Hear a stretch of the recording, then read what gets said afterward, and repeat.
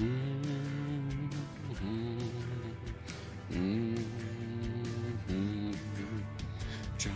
of time, drop of time, drop of time, drop of time. It's the song about the vampire's tribe now. Drop of time, drop of time, drop of time, drop of time. He is the ancient and he is the land.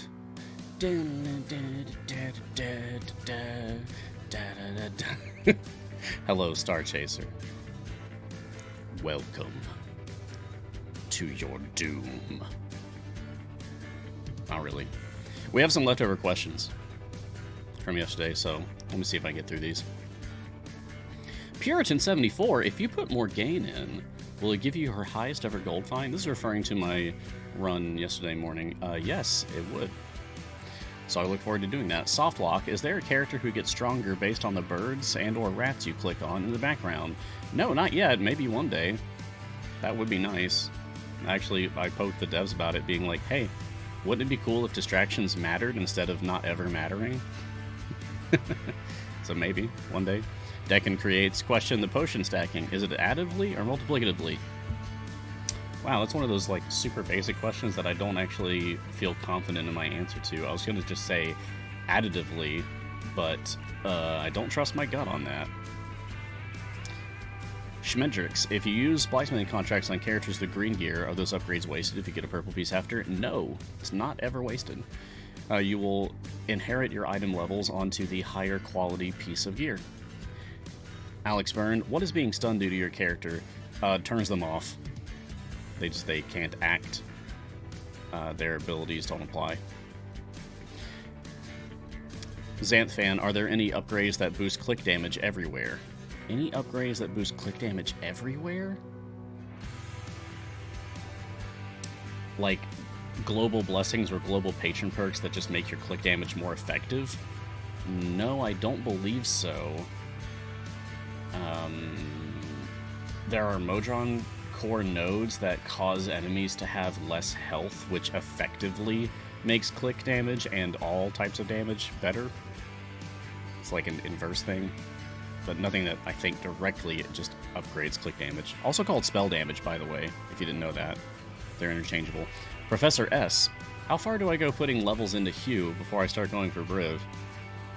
As many as you want. Like hundreds. Thousands. Grinder 1512. So what's in slot 9? Is it the Drit slot?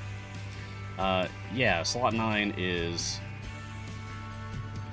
Makos, Dritz, Morgaine, Birdsong, Lazaps, Ayla, and Shaka.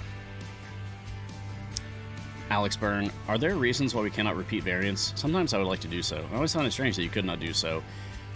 Yeah, no, I agree. I would really like that. To the point that I invented a whole, like, do-it-yourself challenge mode leaderboard thingy project called the Idle Trials that was just about self-inflicted challenge modes, like variants that you just put upon yourself and compete for a high score in different campaigns. And it was fun. We had over 1,000 submissions before I retired the project, which I did because the patron system came alive. When the patron system landed, suddenly we had the ability to replay variants once each per patron, and that was at least good enough. You can also replay event variants via time gates, but I would like to just freely replay variants because sometimes I just really like them, and I want to play them over and over. Guinevere8569U, question, if you have completed the Gold Devourer, can you go back and do it again? Nope. Do I need to try and find the variant in TG? Yep. You've got it in one, Guinevere. You understand the assignment. So, good morning to Star Chaser, and Cool Bond, and Jester Josh, and Niscus, and maybe a vampire, and Onyx Squared, and everyone else tuning in. And if you were watching this VOD when it is not live, hi! I see you. I am very sniffly, snortly today because of allergies, congestion, and all that. So Apologies if I'm gross. Alright, let's do it.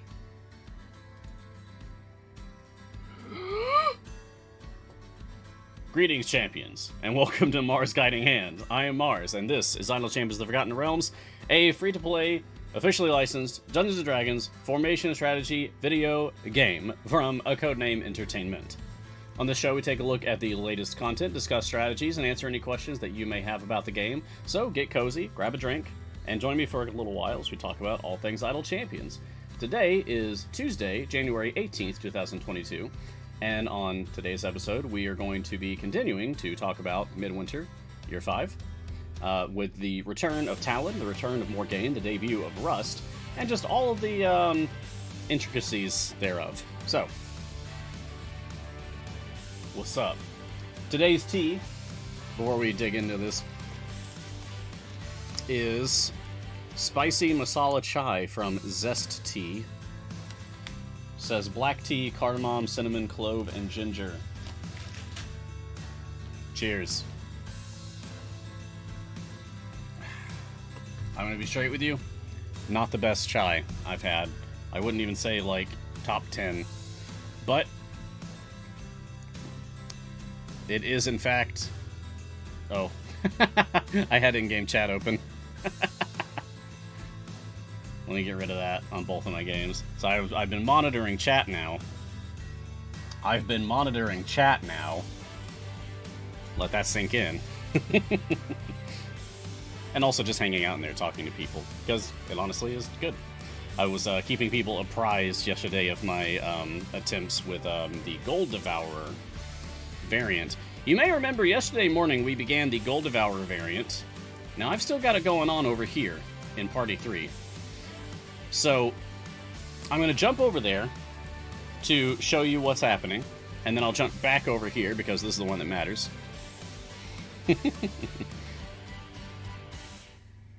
By the way, I've got Jay in the mod seat today. Hi, Jay! Thank you, Jay! You make everything better for me, Jay. Alright. So... on Gold Devourer, I was able to push up to 1,083, so I Zaka farmed on 1,080 using the 200% gold gain multiplicative for each gold champion in the formation to my advantage, allowing me to reach I have mixed feelings about this. The result is 3.33 E55 off of E55 favor. Now, on a free play, I was able to reach 100 stages further than this. On my best ever, I was able to reach 200 stages further than this. Like 1280 is my highest score ever. So, if I was able to get past this point, it's like, this is the point where I could actually make a profit, was at 1080 Azaka farming. But I would need to go past this if I want to make actually good profit, right? So, I think I am correct in that this variant can have ludicrous favor gains. Gold gains and thus favor gains. Because even with an E55 favor, I was working with an E77 gold find once I had the Azaka farm set up on this variant. So, I do think there's something here. The issue really is that you are forced to use Rust. You cannot switch to Avron or Warden, which I rely on greatly for doing deep pushing. So that's a pain. That's losing out on a lot of power by being forced to have Rust in the formation. I think that's what keeps you from really abusing this, from really exploiting this particular variant, which I guess is a good thing, but man, I was excited. So to that end, what I decided I might do is switch back over to a different party, leave this adventure going in Gold Devourer, switch to a different party entirely, and go do more and more gain free plays to do deep pushes for favor. However, I ran into a snag.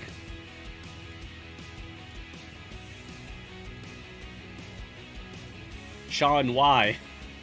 I already sent in a code about this. Ashara can't be recalled from their adventure as they are a required champion. Wah. Rust is the required champion in Gold Devourer, and as expected, I cannot recall him. Rust can't be recalled from their adventure as their required champion, but I can't recall Ashara either, which is weird. So I thought, well, what the heck? I could at least switch back over to Party 1, load an entirely different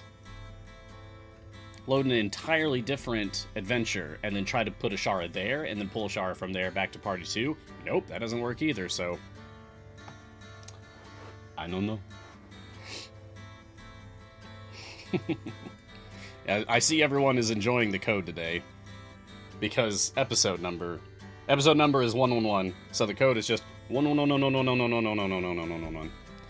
Yeah, so this is super weird. As a result, I cannot do my standard of an Ashara DPS deep push. That's aggravating. But it does kind of force me into a fun position where maybe we just play a different DPS. Maybe we can show off the fancy new Frida skin that just got added to the game from this past weekend. The Ascendant Frida. Yeah. But, meanwhile, over here, I've got the B team, the casual game, and we are pushing up through in Morgaine free play. I have done the discounted free plays for Talon and Rust, and this is the first of my discounted free plays for Morgaine. So I have a variety of chests to open, which I'm excited about.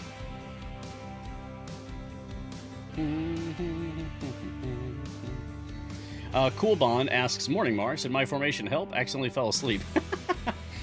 I have not tried it. I still have it saved. Thank you for your submission, but I have not actually had a chance to try it yet. I will let you know on the show, though, what the results are. Science X. Will there be a time the code will be more than one Electrum chest? Well, my friend, you must have missed my glorious episode 100 back in December. If you know, you know.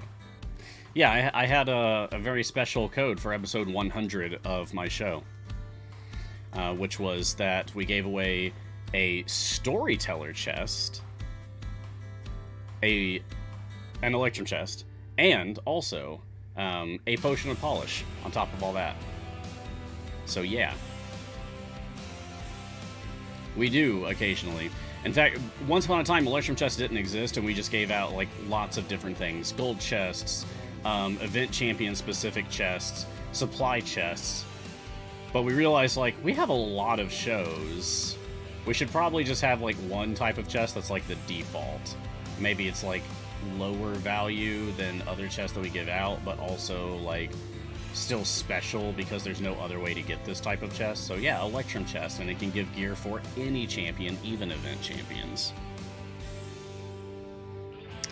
Okay, question. I can now field an entire group that focuses on gold, but should I have characters that still tank in DPS without the gold perks? Yes, you should. I mean, Gold Find is awesome. It is even more awesome when you are very late into the game and you have an incredible amount of, like, if your character uses gear that influences their Gold Find, like Jarlaxle, slot 4, for example. My Jarlaxle here, Master of Piracy ability increased by 152.4%. Whereas, on my main game, my Jarlaxle's Legendary Golden Epic increases Master of Piracy ability by 1.03 EO4%, which is a bit more than 152%. It's over 1,000% increase. So at that point, when you're like much further into the game, then it might be a more fun idea to use like a whole party of gold champions. But at that point, you also will definitely know what you're doing, and you'll probably be like setting up for an Azaka farm with an enemy that's impossible to reach your formation, so it doesn't even matter if you don't have a tank. Or you might be doing click debuff, or you might be doing all kinds of things.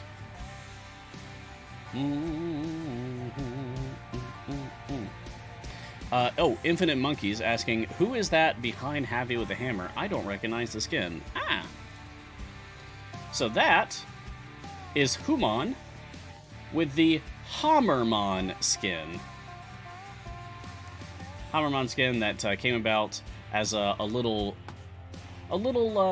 sweetener for a Dwarven Forge Kickstarter that happened at the tail end of last year. I backed it. I know Gar backed it. I know Lauren backed it. Because the things that they were offering were extremely cool and very like on brand for our characters. Yeah.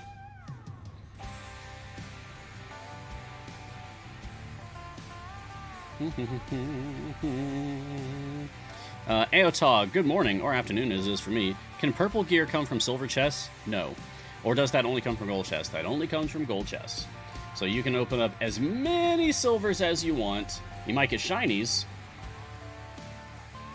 That would have been a cool called shot right there. But you will not get any epics ever from a silver chest. From a gold chest, however... Come on. It's not that hard. There we go. You will absolutely get epics from golden chests. And only golden chests. So that helps. Old Man Master, I finally have full epics on my whole account? All event champs done? What? Color me green with envy, Old Man Master. That's really funny that first, congratulations. That's awesome. Second, you're ahead of me. I actually wrote down this morning out of curiosity the list of champions that are not yet fully epic for me, because I realized, like, you know what? Back over here. I'm sitting on a mountain of time gate pieces. I have 223 time gate pieces. One of these days, I need to sit down and just crack my knuckles and get to work on doing some time gates to try to get my event champions finished being epic. So I have 19 champions that still aren't epic yet, but you're completely done, Old Man Master? Wow. Nice. Congratulations, seriously. Infinite Monkeys. Mars, I'm still hoping you'll get time in your busy schedule to update the visual aids. New Year resolution? I can ask, please? LOL. Yeah, dude, totally. I updated them in December for Viconia's release. So I am, let me just check, one champion behind right now. I think Rust is the only champion not accounted for in my visual aids. I try to update every 3 to 4 champion releases. Okay, I've talked about it openly before, and I don't mind. The trouble with it, the visual aids are complex. It's a beefy project. If I were to open up the program that I use to do it, you would see that there are hundreds, if not thousands, of layers to the thing. And arranging those is kind of a nightmare. It takes a lot of work, a lot of time, and a lot of personal mental energy. Like, it takes a lot of spoons for me to actually do that. But that being said, that is the resource service, I suppose, that I provide to the community.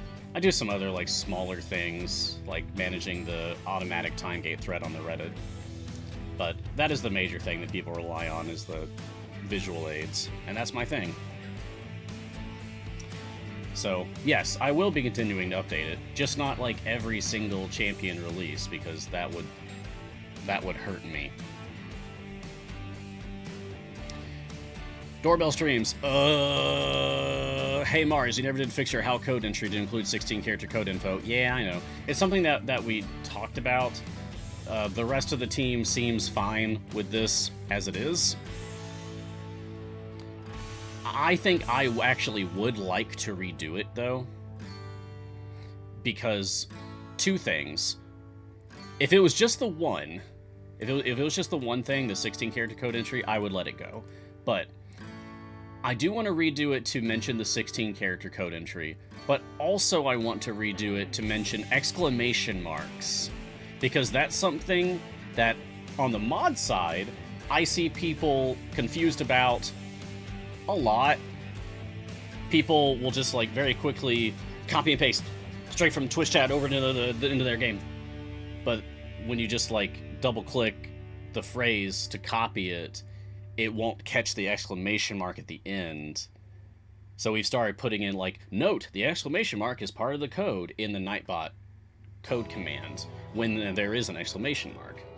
So I would like to redo the video to specifically mention that as well. Like, hey, if there's an exclamation mark, don't forget it.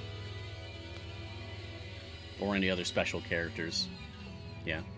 I feel like because that's a lot of information to pack into 60 seconds, and I only just barely made it in the 60 seconds for that first pass, this is probably something that I should practice before I actually record live on air. But yeah, I would like to do it again, but that is something I'll have to talk to the other mods about, because that's like an agreed-upon plan of action and not just a one-man show. Coolbon, wish there was a higher chance to get shinies from champion-specific chests. I mean, it's a 1 in 1,000 chance, period, right? But also, those chests that are champion-specific give gear just for that champion.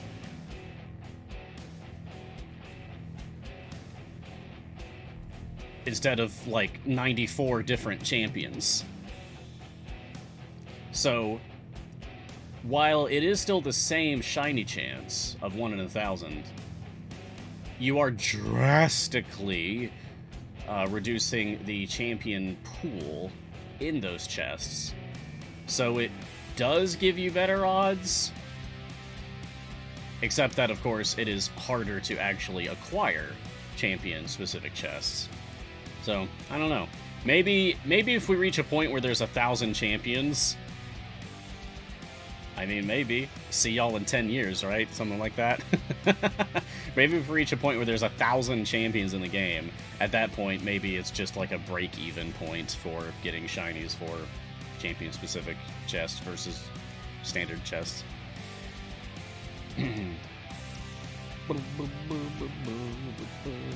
Lafayette? Is it possible to target farm shinies on event champions? I am far from this stage, just asking for the sake of curiosity. No, not really.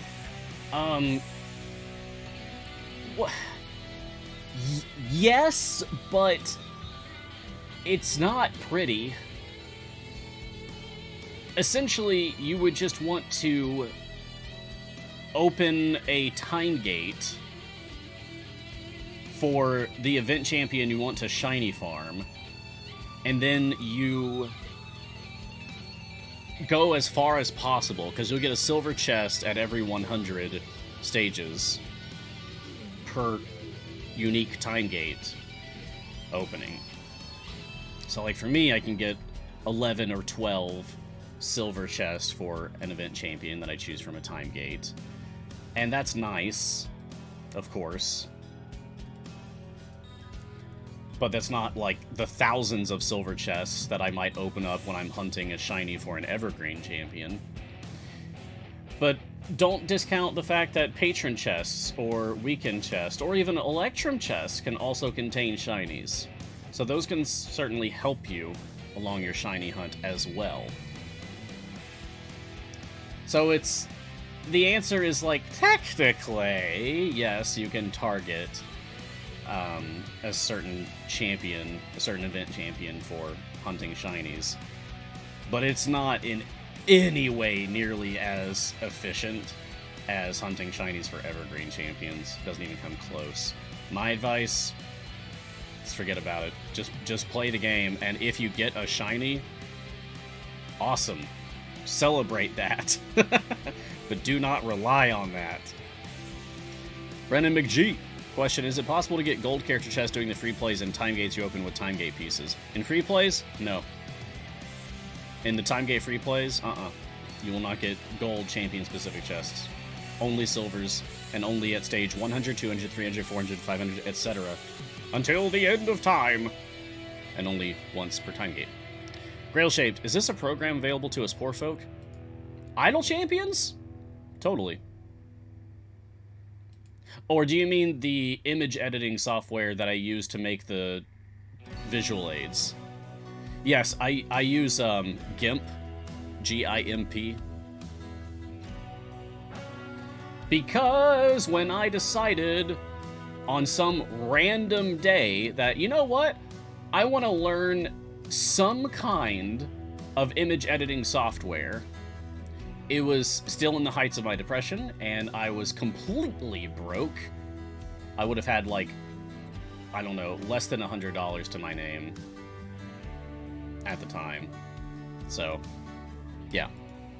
I cut my teeth on GIMP for, like, oh gosh. It's been, like, 10 years now. Wow, I feel old. Yeah, I guess I've been working with GIMP for, like, 10 years. Pawtucket Patriot. Wouldn't it be better to break your visual aids down into yearly champions so it's easier to manipulate? That's not a bad idea. That is honestly not a bad idea. Thank you, Patriot. I have been racking my brain over ways that I could redo my visual aids for the purpose of, like, streamlining them, making it less visually overwhelming. Maybe I could still have, like, the one Master Champions visual aid, but maybe I could break them down into, like, okay, here's a year 1 version, year 2, year 3, year 4, year 5. Not a bad suggestion. I'm going to write that down. Thank you. Break down CVA into years. Nice. I won't make any promises, but it's at least something that I can try, like, messing around with, seeing how I like it, and then if I think it's got some teeth to it, yeah, actually finish that as a project and release that into the wild. But it's probably going to take me a while to do so, since I also have my job to do. Cool Bond, question, is there any reason for the code today to be 12 ones? Yes, today's episode number is 111. So today's code is also 111, 111, 111, 111. Today's code is today's episode number repeated 4 times. Because I thought it would be amusing, that's all. Effery H. Haskell. Can we get Alias and Dragonbait? Can you get Alias and Dragonbait? We don't currently have Alias. I don't know of any plans to add Alias. But, I believe there are, talks about adding Dragonbait to the game. Now, I don't know. I don't know. I've heard rumors around the water cooler that Dragonbait might be coming to the game.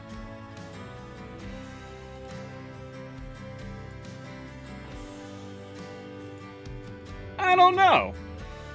I don't who can say for sure if Dragonbait is coming to the game? No one. No one knows.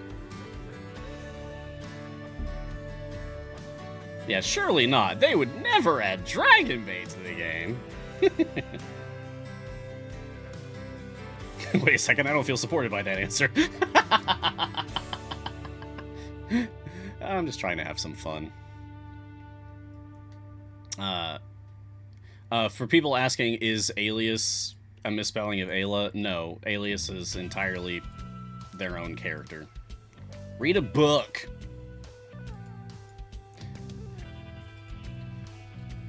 No, but like, for real though, I haven't actually read the book that they're from. I think it's called Azure Bonds. I think Azure Bonds is the name of the book.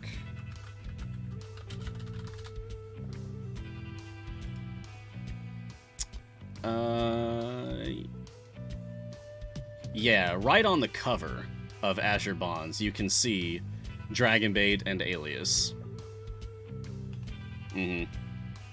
But I haven't read it. I just know that's where they're from. Senjin99. Question, do you stop leveling at soft cap? Now, there's a couple ways I can interpret that question. The royal you, as in, like, all of us. Or you, the enigmatic player who could be any of us.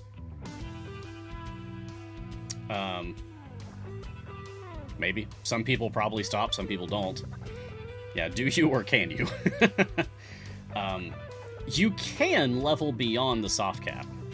Actually, let me show that here. I just need to take my familiars off. Whoop. Okay. And now I just need to put this on upgrade. So here's a mysterious character. I don't recognize this character. I have no idea who this is. I see text here, but I can't read this. It looks all glitchy and messed up to me. I don't know. Some kind of green blob monster. Anyway, I'm gonna unlock them, and I'm gonna level them up. I'm just gonna hold down the button. Sure, I guess some specialization. It looked like that was a specialization window, but who can say? Okay, this character is now at soft cap, whoever they are. If I want to level them beyond soft cap, I can do that. They will not get any more champion upgrades, but if I move it from upgrade to ×1, to ×10, to ×25, or to ×100, I like ×100, then I can keep adding levels to them. So there, I just gave them like a few hundred levels extra. It increases their damage just the tiniest amount, which only matters if it's your DPS champion in the formation, or if it's a champion that is in the formation and they have taken damage, like they're tanking hits from the enemy or something, then you can actually heal them by leveling them up like that. That is a way of keeping your tanks alive in a difficult boss fight at high levels. Sereth, are Time Gate free plays worth playing? Do they have a chance for hero chests like the event free plays? They do not have a chance for hero chests. They have a guarantee of a hero chest. Once you beat stage 100 in a Time Gate, you'll get a silver event chest for that champion. And then 200, you'll get another one. 300, you'll get another one. 400, you'll get another one. 500, you'll get another one, etc. Each increment of 100 stages in a Time Gate, the first time you clear that increment of 100 stages in that Time Gate, you'll be rewarded with a silver chest for that champion, for that Time Gate. You cannot, like, go to 100, get a chest, reset it, do the free play, go to 100, and expect another chest. It won't. You've already gotten the chest for stage 100, but if you go past that to 200, then you'll get another one. If I go to stage 1000 in a Time Gate, I'll have 10 silver chests for that champion to open. But then if I do another run in that same Time Gate to 1000, I won't get any. But if I clear stage 1100, I'll get another one. 1200, I'll get another one, etc. If I then close that Time Gate and open another Time Gate for the same champion, then that counter will reset. And I can get my 10 or whatever silver chest for that champion again, as well as the gold chest for clearing the actual adventures that are assigned to me for that Time Gate. So yeah. Oh yeah, there is a patron perk though. There is actually a patient perk that matters here. This was just added a couple weeks ago. Mert the Moneylender, Tier 7 Global, Silvery Gates. Time Gate Silver Chest drops have a 2% chance per rank, 25 ranks, so 50% chance at maximum. Chance of being doubled. So that means I could potentially, if I go to stage 1000, I could potentially get 20 total silver chests for that champion, which would be pretty cool. It's a lot of event champion silver chests. Hurts you. That reminds me of who here played Mass Effect 2, which I think is my favorite of the three of the trilogy. I think Mass Effect 2 is my favorite. With the enemies that would go like, "This hurts you." I still find myself muttering that. This hurts you. It's a good game, y'all. It's just fun. It's a good sci-fi shooter with fun dialogue. Assuming direct control. Yeah. Thank you, Messidevall. Very good. That's another great quote from those enemies. But Hurts You asks, is it possible that you get 2 shinies for the same item? Or once you get one, it is removed from the pool for you? Yeah. So when you get a natural shiny or whatever, when you get a shiny on a champion slot, then that shiny for that champion will stop appearing. Like, it's removed from the pool for you until... See, there's a caveat here. Until you reach a point where all possible shinies from the pool of shinies that is possible for that type of chest have been acquired.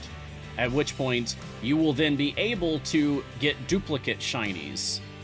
It'll just land on whatever. You'll still be able to get shinies, but because you already have all the possible shinies from that chest type, it'll be a duplicate shiny, and duplicate shinies just increase the item level of that gear by 125 levels. Snobbiger, hey Mars, being a master of free software is something to be proud of. Oh, thanks. People discount GIMP and Lucidchart. Hey, that's a good one. I like that one, because Photoshop and Visio exist, but being free doesn't always mean easier to use. Good on you.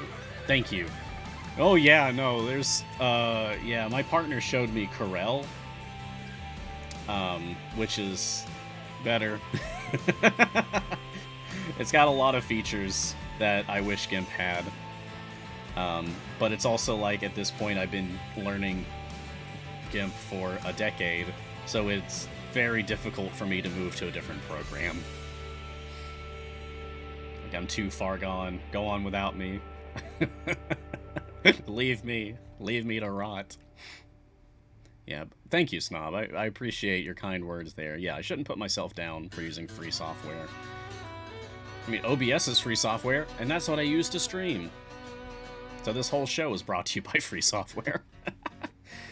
Highlander, does having idle champions running in the background while playing another game actively, for example, have any impact on progress, gold income, etc. in idle champions? I mean, if your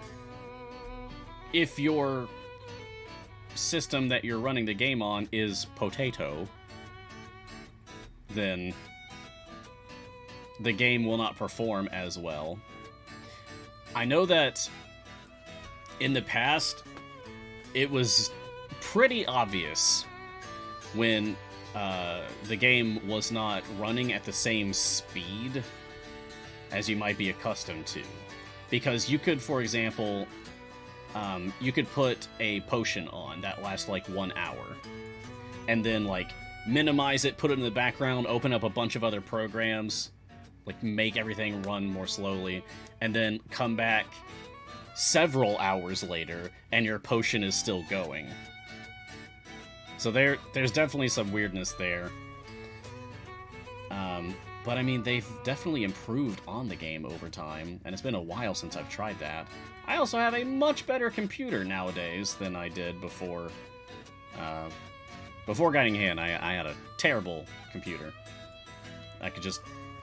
I largely got into Idle Champions because I couldn't run other games. Yeah. And I definitely experienced that kind of, like, potion lag on that computer, but not so much this one. So it might just depend on your machine.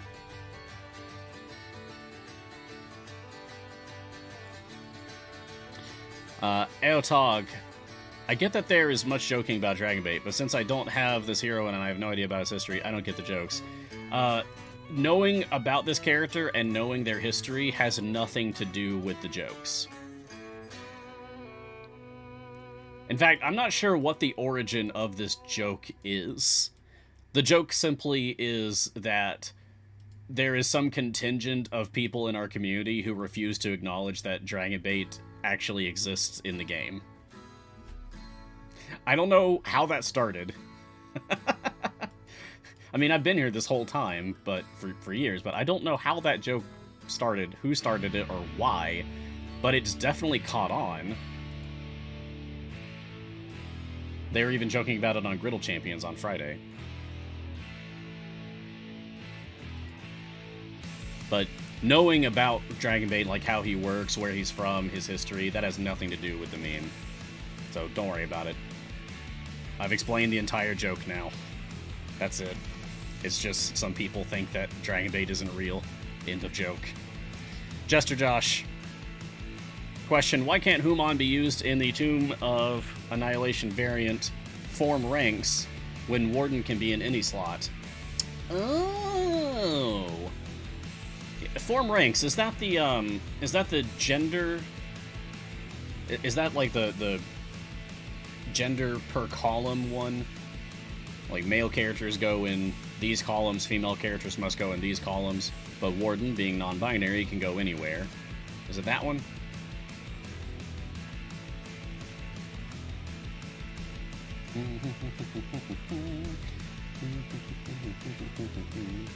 Males back in second, females first and third. Yeah. Right. Okay.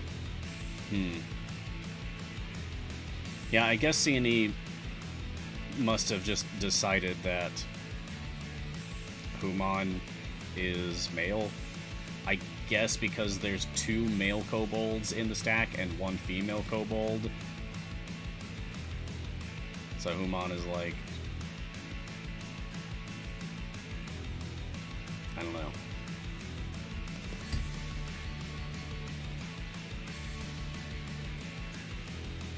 Oh, Human is tagged as male-female. Oh, so they're always not viable. Oh! Oh!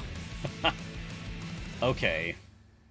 So because Human is male, Human can't go in the female slot. And because Human is female, Human can't go in the male slot. Huh. Whereas Warden, just being non-binary, ignores the whole thing. Yeah.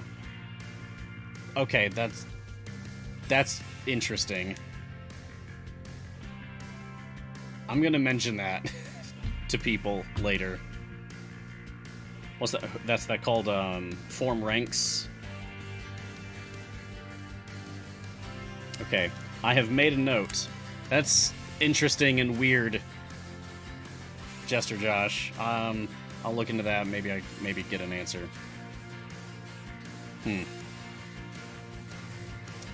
Sea Mist. Question: does each variant have its own counter? Oh, about time gates? No. So the whole time gate has the counter. Whether you reach 100, 200, 300, etc. for whatever, you're gonna get the thing. And it's not like, it's not per each of the adventures and then the variant and then the free play. That'd be way too many chests. That would be a lot of work, because then I'd be trying to push to 1,000 like 4 times in the same time gate. Yeesh.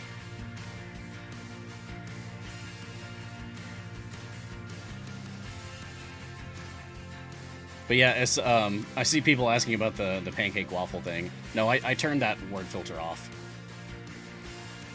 It served its purpose. Its purpose was to make Lee smile. And Lee showed up to the stream randomly one day, and so I got to show that off. And he thought it was hilarious. So it served its purpose, and now I have turned that off. Because it's unfair to the people who rely on captions to miss out on the joke. Strodomoncule. Do you recommend a webpage or a YouTube channel if I want to learn more about the strategies of this game? Oh, yeah, for sure. Idle Champions has a YouTube channel. We have a YouTube channel, and we have a lot of videos on there. Probably the best ones to watch for the purpose of learning about the game would probably be Garwar's guides. The Garwar's guide videos. Whether it's Garwar's guide to everything or Garwar's guide to a specific thing. What is... Because I know we have, like... We have, like... Yeah, there we go. Idle Champions of the Forgotten Realms is a YouTube channel. And then there's also C&E Games. Yeah. Codename Entertainment also has a YouTube channel, which is C&E Games, just like our Twitch. So go to those. Check those out for YouTube videos. Also, if I just noticed that if you just search... this is actually amusing. If you just search Idle Champions on the YouTubes, the first result I see is from 8 months ago, and the image that they are using for the like cover image of like of the video is a wallpaper that I made. That's amusing. Maybe other people will get different first results, but it's weird to me to see a wallpaper I made being used in the wild. Like that. Anyway. Jamick Unyielding question. I often find myself working on patron challenges almost all week, leaving little time for variance or other progress. Any recommendations on how to speed it up a little? Well... Specific advice, I would say to check out weekly patronage. I feel like patron challenges are a big chore as well. But Lauren makes it look easy. Lauren knocks out many of her patron challenges in just a 2-hour span on Mondays. Yeah, Lauren has a guide for that. When it comes to patron challenges specifically, Lauren has a guide for that in the form of a weekly stream. I need to actually put together a decent formation here.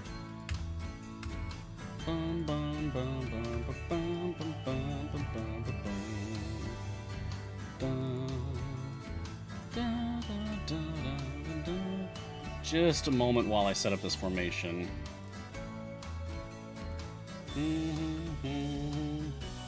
So that we're not dying constantly to this Banshee. And then we'll get right back to it.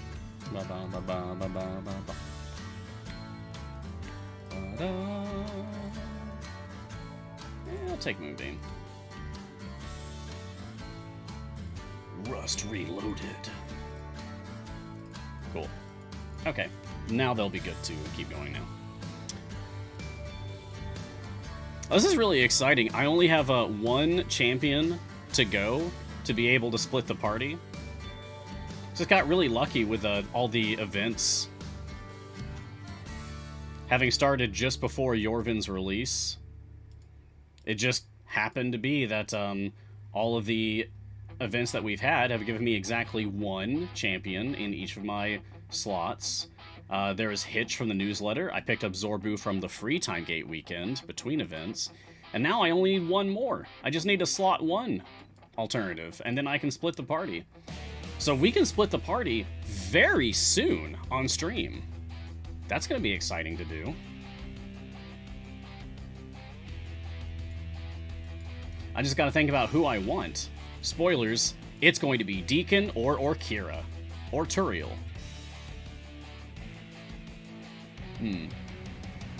Hey! Maybe we should do a poll for that.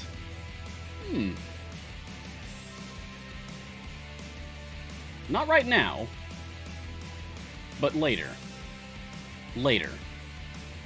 I like the idea of doing a poll for which champion I take in slot 1. Actually, on that note, I've had this idea for a while, because eventually this account is not really going to be super exciting for people to watch anymore. I feel like it's going to outlive its purpose. This casual account on Epic is supposed to be showing people the new player experience, but at some point, some months, I don't know, from now, it might outlive its purpose, and it will no longer even feel like a new account. Like when someone first joins the stream, the very first time, they might take a look at this and not instantly think, oh, that's a new account. Right now, I think it still feels like that because you can just look at my characters down here and see a lot of green.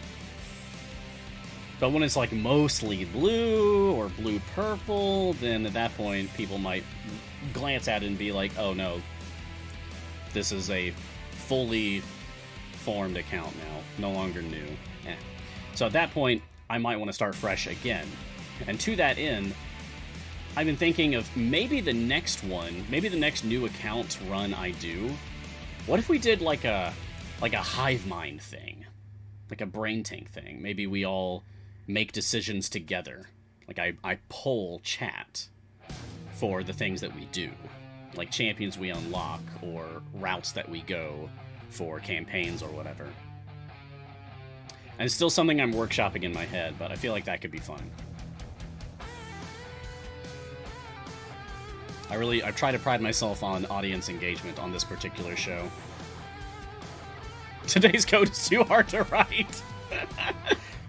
1, 1, 1, 1, 1. Yeah, that's a pain. Interesting idea. Thank you, Grill Shave. Thank you. Legitimate death. I mean, Dragon Bait is real, but I keep hearing whispers about this champion named Delano. Any idea when they're going to be added to the game? Yeah, there's a pale shadow of an imitation of that which is called Delana. One day we'll have the real Delana added to the game. It is funny because like Delana in lore is like super powerful if you like read the comics. One day maybe we'll get like Ascendant Delana. And she'll be super powerful. Lord Casimir, is there a Mac or Linux port of Vital Champions? No? I don't believe so? But, like... Actually, wait. I know it's available on iOS mobile devices. So wouldn't that mean that it could also run on a Mac? I don't know anything about Apple stuff. Merrick says they're playing it on Mac OS now. Awesome. Okay, well, that at least confirms that it is available on Mac. But as for Linux, don't know. Probably not. But I don't do Linux. Oh, hey, we actually have a couple people. Narwhals in a Trenchcoat says, I play Idle Champions on Linux. You can get Steam to do it. Almeida Alvaro says Idle Champions work nicely on Linux with Proton. Okay, cool. So you might just have to have, like, a special setup for Linux or something. But apparently, yeah. Alright, cool. I didn't know we had any Linux users out there. That's neat.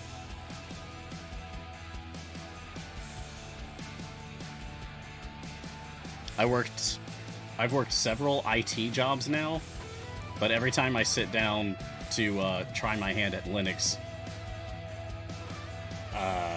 my brain stops. Draconax question, do achievements, 1%, 5%, etc. stack multiplicatively or additively? I believe it's multiplicatively.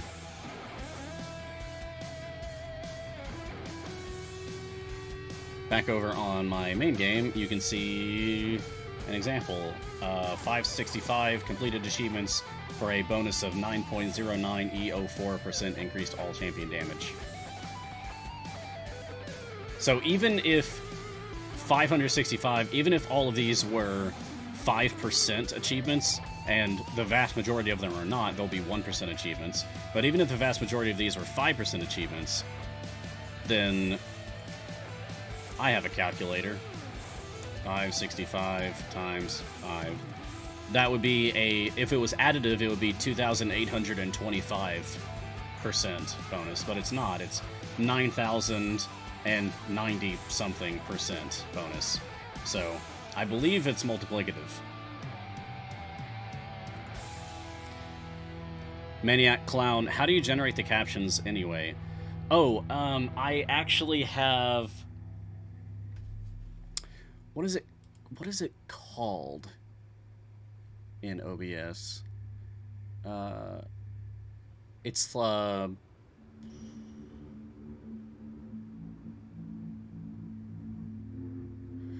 okay, so it's called Cloud Closed Captions in OBS. It's like an add-on that you can get for OBS that someone made and just released into the wild for free. It's called Cloud Closed Captions for OBS. And it took a minute to set up, but once I had it going, it works out pretty beautifully. I like it a lot.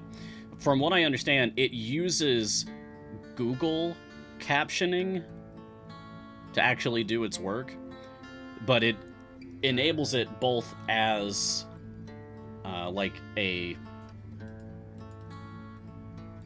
thing that I can capture to put on my overlay, and also piping it through Twitch so that it works for the Twitch captions button on the Twitch overlay itself.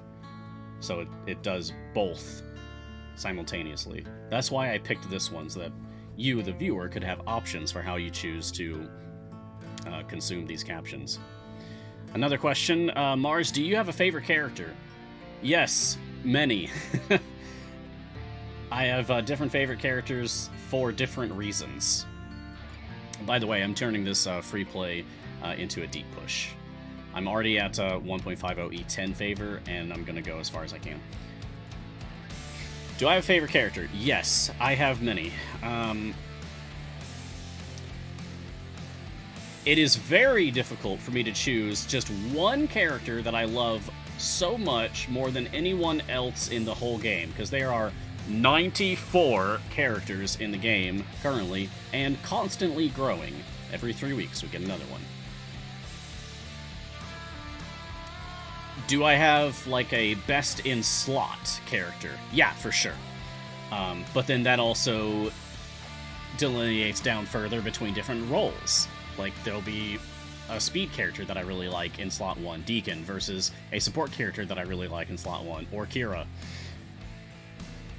Different favorites for different reasons. Also different favorites for different seasons. Whenever there is a brand new character added to the game, they are, for a brief period, my absolute favorite character in the game. Because they're the newest character, they are the great unknown, and so they have the most potential to be, joy-causing, if that makes sense. Yeah.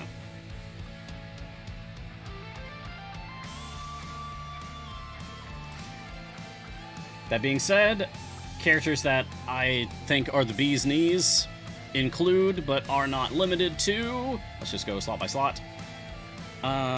In slot 1, I honestly think that, like... Okay, Orkira's awesome because one of the best supports in the game, and that's Lauren's own character. Deacon is awesome because speed. Brunor is the tutorial dwarf, and I love him for that. I've played a D&D game with Sasaspia. That was Battle Ball. Alexis, one of our artists, played as Sasaspia, and it was fantastic. So there's a special place in my heart for Sasaspia. I think Esmeralda is really cool because a fighter wizard, like a magic warrior, that's my absolute jam. That's exactly the kind of character that I would make. I like the art and like the concept of Turiel more than anyone else in the slot. I just think he's extremely flavorful like that, while also still being useful because he's an anti-tank. He has a reverse taunt. So just using slot 1 as an example here, it is very difficult for me to make a choice because I see value and I see joy in many of the characters.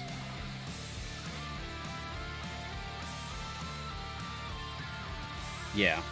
Slot 2, Korth is so cool. A samurai lizard man named Danger.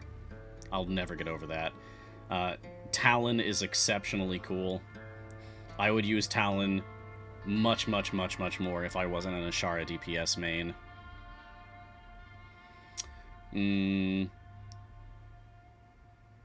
I like Donar, except that he vomits. That is definitely minus points for me. Slot 3, who doesn't love Spurt? Gromma's probably my favorite in the slot, though. The rest I feel pretty much the same about. Omen is the one that I use the most in slot 3, but not the one that I like the most. It's definitely Gromma. But yeah, it's very difficult for me to actually pick just one favorite over everything. Sorry. I love them all so much. But to answer your question, it's Frida. Frida's the best character in the game. Frida's my favorite character in the game. We're moving on now. Decken creates for patrons. Right now, since I just unlocked them, I'm doing stage 51 resets on Mad Farmer to get the free play coins. Is there a better way to get the free play coins? No, you're doing fine. Yeah, no, you go to Mad Wizard. So there's Cursed Farmer and there's Mad Wizard, and they're right next to each other, and that's probably why you're getting them confused. Mad Farmer, no. Cursed Wizard, no. You want to go to Mad Wizard. You want to set your reset point to be 30, 80, 130, 180, 230, 280, etc. One of those. Because that's when you get, like, the most density of the fast spawning stages before you reset again. And yeah, you just do that over and over and over and over and over and over and over, and you'll get your free play currency. But also, while you're doing your free play currency, you might consider doing some of your patron challenges. Just do them, like, simultaneously. 2 birds, 1 free play. Jeffrey H. Haskell, have you guys considered a Spelljammer weekend, or did I miss it? I don't think we've had that.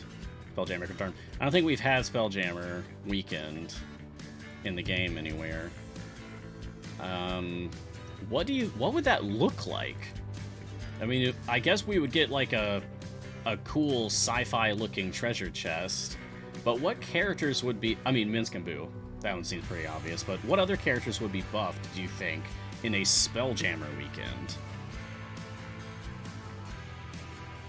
Maybe someone that has to do with Waterdeep, Dragon Heist, and Dungeon of the Mad Mage, because, spoilers, there is a Spelljammer in the Dungeon of the Mad Mage.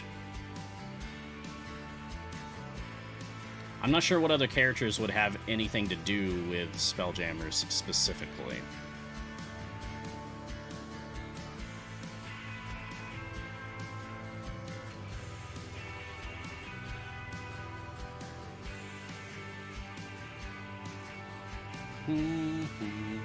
Freely for Spelljammer. Ah, okay. Sometimes it feels like to me that the champions chosen for a weekend buff are, like, random. Sometimes it feels like they don't have anything to do with the theme of the weekend buff, so maybe it doesn't even matter. But I don't think that there has been a Spelljammer weekend. Connellan question, what is today's code in binary? 2. TG Nubis, I missed the tea. What's in the cup today? Oh yeah, the tea that I've taken 1 sip of an hour ago and then not touched again. Hold on.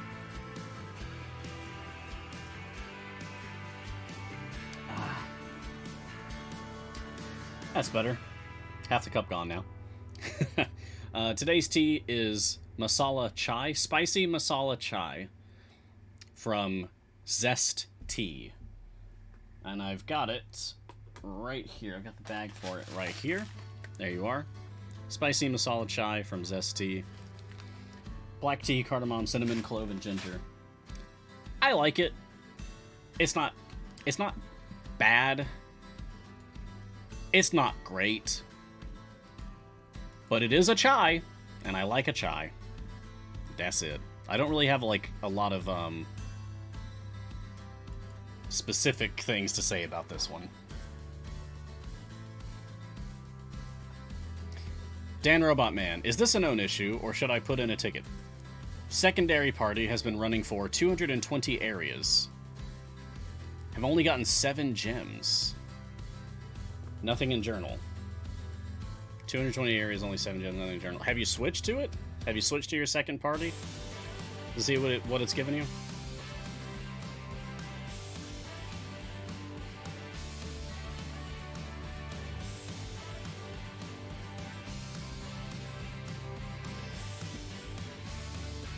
It is a thing that happens, and it's annoying. A lot of people don't even bother doing background parties for gem farming because it seems unreliable. It is something that a lot of bug reports go in about. So, Dan Robotman, it is a known issue, but if you check out the public bug tracker, you should be able to see a thread for it there, and if you have anything that you could add to it, you know, more eyes on the ball doesn't hurt.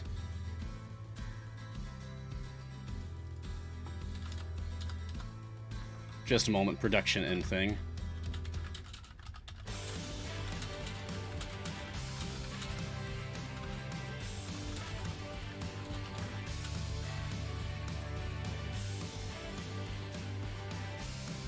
Okay. TG Nubus, question, have you ever done a stream for Worst in Slot Party just to see how far you go with subpar team? Yes, I believe we actually did that sometime last year, like months and months ago. I think we actually did do that. But it's, at this point, even if we did do it, it's such a vague memory. It's been so long. We should probably do it again, just to see what happens. Wouldn't that be fun? What? Oh. Friday. How about it? How about this Friday? We make a plan. Something to look forward to for the end of the week. We end the week on something weird. Because it was a request at the end of last year that for 2022, I would get weird with it more. Do more fun formations instead of optimize stuff. Which I agree with, I appreciate, and I love that, because I have the most fun with this game when I am not playing optimally. So,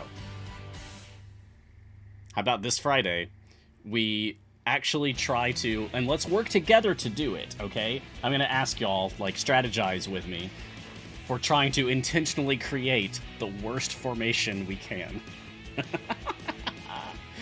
I'm talking champions that just do not buff each other, champions that are competing for attention, no synergy at all. It'll be Mars' guide of how not to play Idle Champions of the Forgotten Realms. Ah, that would be quite amusing, I feel. So all DPS? Well, not even necessarily that, because like even if we did that, Artemis might benefit from any DPS that are also giving support buffs to each other. It's like, I think it requires a little bit more work than just all DPS. Yeah, be thinking about it. Let's plan for this Friday morning show. So that'll be, what, today is episode 111. It'll be 112, 113, 114. So episode 11... Oh, I guess it'll be 115, actually, because Wednesday we have 2 on Wednesday. Yeah, episode 115. We'll do the worst formation ever.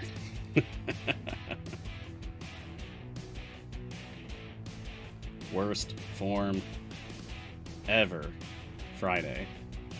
That'll be fun. Thanks for the idea, TG Nubis. Seawolf, do you know if the devs are looking into the problem with the background secondary party not tracking gems properly? Yeah, I know that they are. Because it is one of the things that comes up most often that people complain about. And it would be rather foolish of us to not actually look into the things that people are complaining about the most, right? So. Star Chaser. Mars, with Champion 100 potentially being released in about 6 events, is there discussions in C&E for celebrating the event? No spoilers, just curious. Okay. With no spoilers, I'll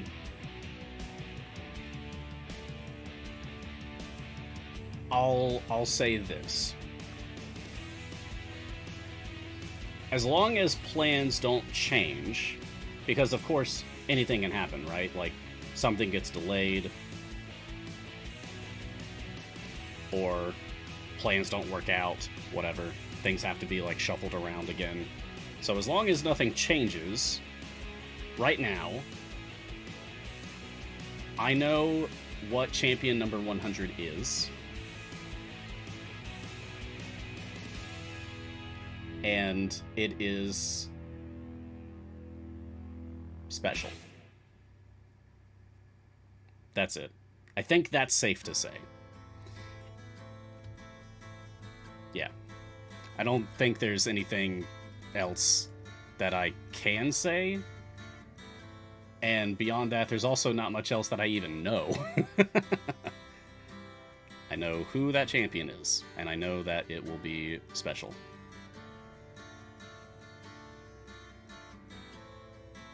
Gotta be very careful how to answer stuff like this. Rookie, Jarlaxle as a DPS. How long in that style viable as a new player? Like a week. Jarlaxle is perfectly viable. Just like any DPS champion is viable. But you will quickly find other DPS champions that are going to be better for you than Jarlaxle.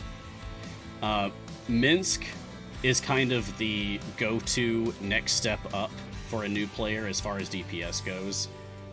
It kind of generally goes like, I'm a new player, Jarlaxle is my DPS. Okay, now Minsk is my DPS. Now Ashara is my DPS? Or Hitch? Or maybe I'm back to Minsk? Let me try Talon at DPS and see how that goes. I feel like overall, Minsk is probably your best bet for a DPS as a new player. Jarlaxle is a good choice until you can actually get Minsk on the field and get some levels on him.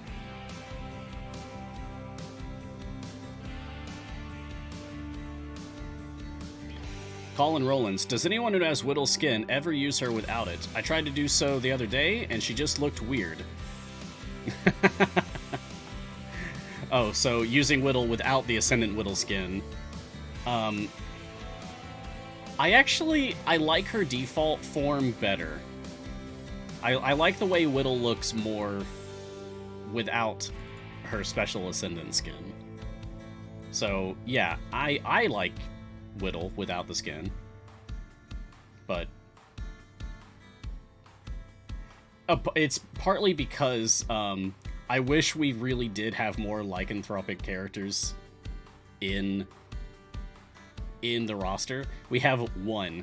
Azaka in slot 12 is a were-tiger. Whittle is a Lugaroo, which is basically a werewolf, but not actually. Like, in the game code, she's not actually a werewolf. It's just a skin, so it's, like, fake. I'm not, like, a fan of werewolves. It's just, there is a variant adventure in Grand Tour of the Sword Coast. I think, if I go over to here. Yeah.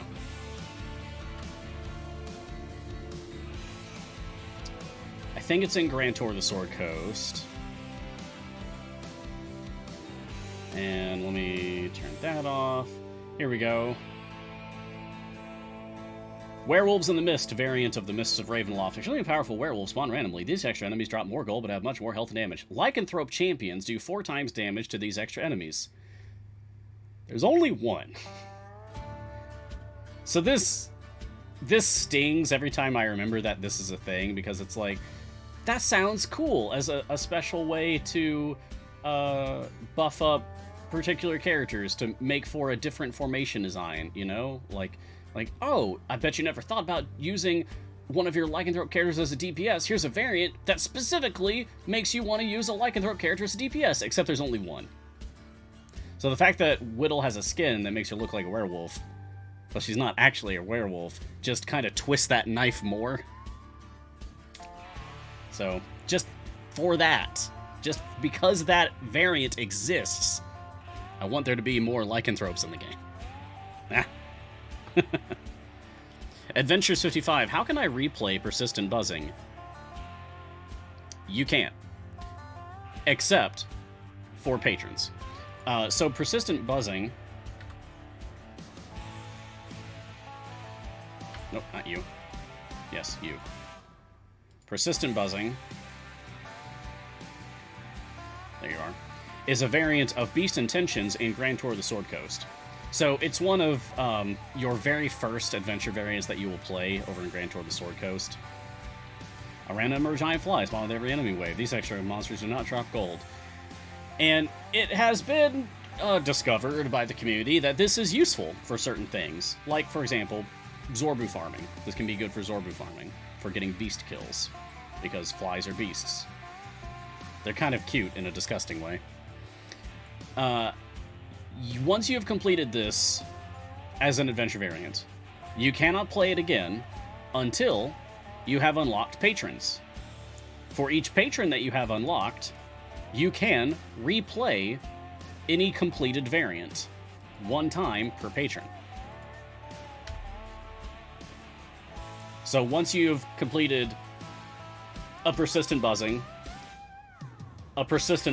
with Mert as a patron, a persistent buzzing with Vajra as a patron, a persistent buzzing with Strahd as a patron, and then a persistent buzzing with Zerial as a patron, so 5 times total. At that point, it's completely gone, unless C&E decides to release another patron, or for whatever reason, enable the ability to replay variants freely. Please, I would love that. Casual Kong question, is there a reason to buy more weekly Mojon chests with patron currency if your cores are already full epic? Yeah. The anticipation of other cores being released. Because you are limited to getting 1 Mojon component chest per patron shop per week, right? So you could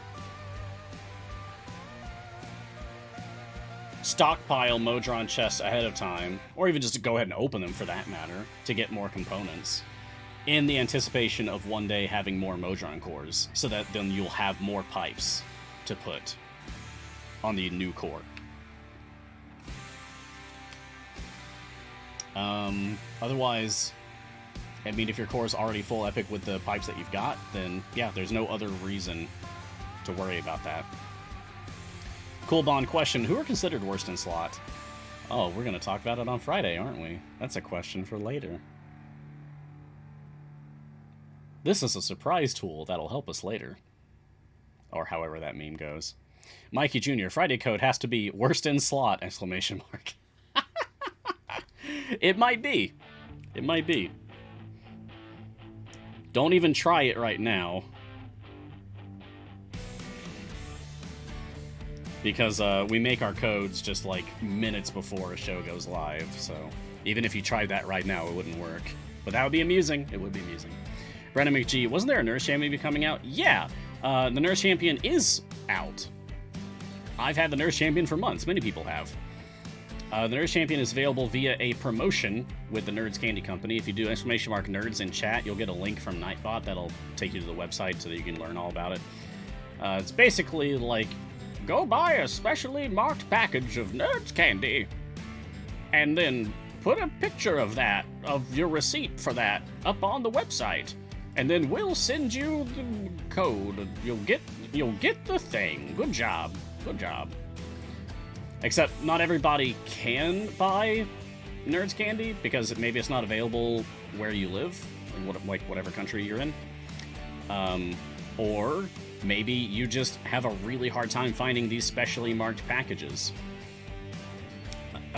Before I was full-time, there was a point where C&E was like, hey, Mars, we can't get Nerds up here in Canada, but, you know, we did the whole promotion, so... They wanted me to track down as many Nerds candy packages as I could. So, it was hard. I had to go to a lot of different stores to find it, but...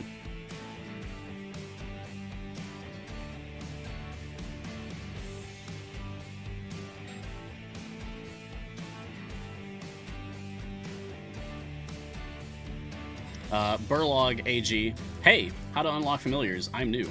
I'm not Tasha's Cauldron, but I can't see them. Oh, well, welcome first. Welcome to Idle Champions. Glad to have you, Burlog. How to use familiars. Okay. I showed this off at the start of this account. Like, within, I think, the first week of this account. You have to reach stage 66 in any adventure at all in order to then permanently have the Familiars button available on your UI in the game. So you can see this button. But this button still exists and is enabled before you can see it. It's still there, you just can't see it. So there is an alternative method. Instead of clicking on the Familiars button and then choosing your familiar and dragging it out to the field, or simply click dragging from that box to put a familiar on the field, you can instead hold the F key on your keyboard to bring up the familiar quick placement overlay. All these white boxes indicate positions where you can place familiars. Then you can simply left click on any of these spots to put a familiar in that spot. So, if you are in a position where, like, you've started the game and you bought a familiar because it was cheap, it was on sale, right? Like, Tasha's Cauldron for $2.50. Yeah, that's a good deal for a familiar. Pirate Parrot Triaver Yar for $5. And you're basically buying the familiar for $2.50 and then a potion of polish for $2.50, and the potions are just like a bonus, really. The Charlin Dragonet, yeah, any of these. Even if you're in the position where you own a familiar but you can't actually see this box yet, you can just hold down the F key and be able to place familiars that way. Pro tip. Hope that helps. Connellan, question, how'd you feel about patron versions of event variants? I would love that! Are you kidding me? Connellan, you basically just asked, like, hey Mars, how do you feel about more game content? Yeah. I'll take it with a smile, thanks. I would love that. Absolutely, I would love that. Yeah, let me have patron versions of event variants. Let me play super patron versions. Let me do like, oh, you've done, I don't know, you've done persistent buzzing since we were talking about that earlier for both the base version and the Mert version, Vajra version, Strahd version, and Zerial version. Cool. Now play it with all of their restrictions active. Super Patron Voltron variant, whatever. I would love that. That'd be amazing. Yeah, just anything that just gives the game more content. I would... Delicious, thank you. That's my breakfast. Because I start my day the idle way with Champions in the morning. Every day. Yeah, super patron version. And you know what? Let's go a step further. Turn off click damage. Just doesn't even work. No click damage in the super patron version. None. None. You can't level it, it doesn't do anything. Oh, yeah. Make it hurt. See, y'all are lucky that I just do shows and moderate and produce shows. Because if I was on adventure design, you would hate me.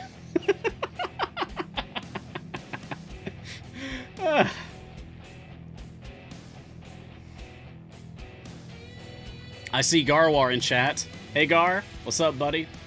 Good to see you. Glad you're here. I know it's you told me before that it would be difficult for you to make these morning shows, so I appreciate you. Good to see you. Jay says, one step further, trying to one-up me even more. No damage, period. You just can't beat it ever. No click damage, no champion damage, nothing. We're gonna put variants in the game that you can't win. No, that's not good game design.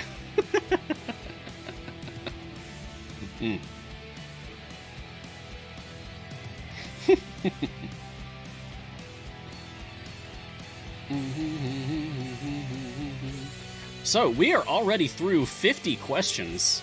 Amazing! I'm on fire today. I need tea. Put that fire out. But I think, at this point, I have earned opening some chests. What do y'all think? Have I earned opening up chests on my alt account? Please. Please. Please. Coolbon says no. Okay. Well, Coolbon said no, so... Alright. Back to questions. Ryan Haydon, a mob with unending health that draws all the click damage called clickbait!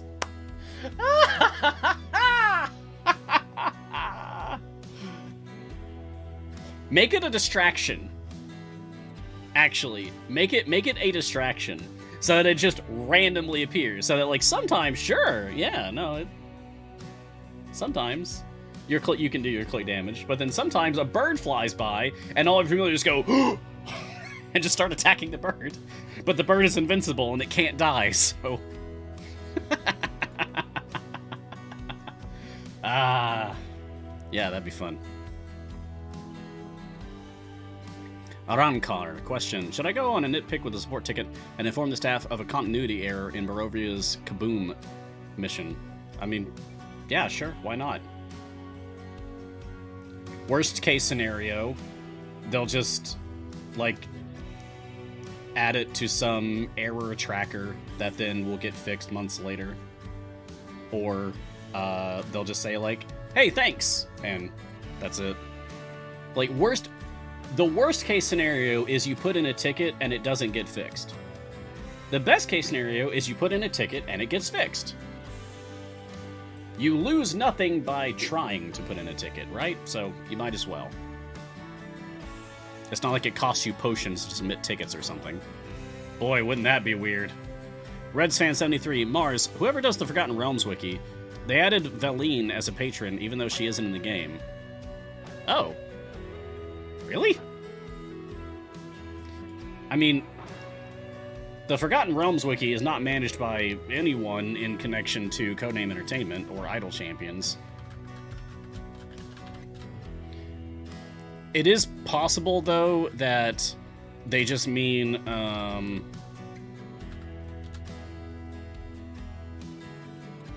like, Warlock patrons, or they might mean patrons as introduced as a game mechanic in Tasha's Cauldron of Everything. Patron is, like, a legitimate game mechanic in 5th edition Dungeons & Dragons. It's what I'm using for my character of Mars in the Storytellers Mars Presents games that I do with Garwar and Trevor and Ali and Lee. My character of Mars acts as a patron for their group, which gives them bonuses. Using the rules in Tasha's Cauldron of Everything, with some tweaking. I just looked on the wiki, though, out of curiosity, and I didn't see what you're talking about, though. At any rate, no, we only have the 4. We've got Merton, Vajra, and Strahd and Zariel. We will probably get more patrons, I have to imagine, because it's one of the coolest systems in the game. It instantly adds a ton more content, because there's patron perks to chase after, there's patron shop items to collect, but like every time we add a patron, it's just boom! Hundreds of adventures become available again. It's incredible. It's a huge spike in game content anytime a patron comes out. Justin accidentally leaked the new patron during the charity stream when designing a hero with chat, says Barry the Crocodile. Really? What did Justin say? Because that's news to me. He might have meant it as a joke or something. Or maybe he said, like, that they are working on one, but not the identity. Because I certainly haven't heard anything about a patron. Like, if... I'm sure they're working on one. What Justin and Dave do is very, like, behind the curtains for me, even still. It was just a name and no details, not even guaranteed. Oh, I see. Thank you, Gar. Yeah, I know that, like, a lot of stuff gets left on the cutting room floor. Because of course it is. Like, I'd imagine the same would be of any production like this. There's going to be ideas bandied about, and then something sticks, and other things don't. Maybe those things get recycled into something else later, or maybe they just rot on the floor.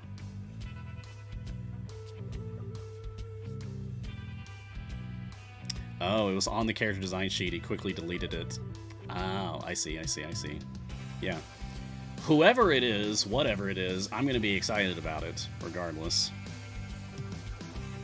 Oh, he also made a very unsubtle hint in this week's Dev Insights about it. Oh, last week's, you mean? I modded for that, and I didn't catch a hint about that. I was modding that show. I didn't notice a hint about it. Huh.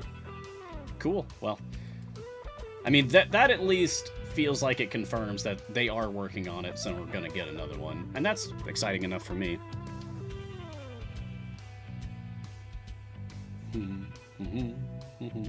Oh, Star Chaser says that I've earned opening chests. Thank you, Star Chaser. Okay, now I get to open chests. Thank you, Star Chaser. So whatever I get now is from Star Chaser.